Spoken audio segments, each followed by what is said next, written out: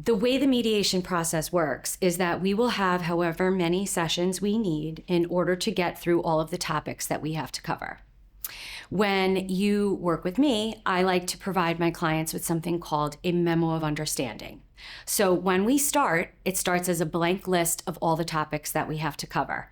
And as we meet together every time, I'm filling that in with my notes about what we discussed. What, if anything, might the couple be locking into and seem to be in agreement on? What may be some options that they'll want to consider, some information they need to gather before the next session. And they get a copy of that memo of understanding after every session so that we all have the same information. If they do have a consulting attorney, they can go back and share that information with them.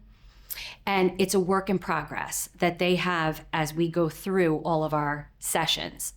Once we get to the end of the session time, the memo of understanding is complete, and then we have our framework for a proper separation agreement or settlement agreement.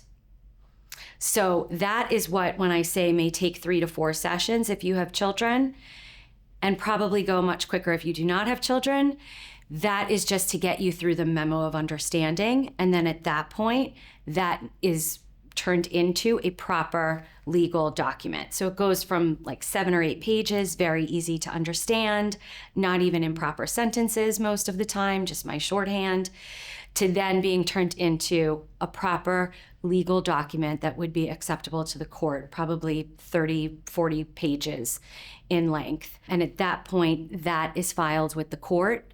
And then from there, it can vary about how long it will be until your divorce is finalized and the court signs a judgment of divorce.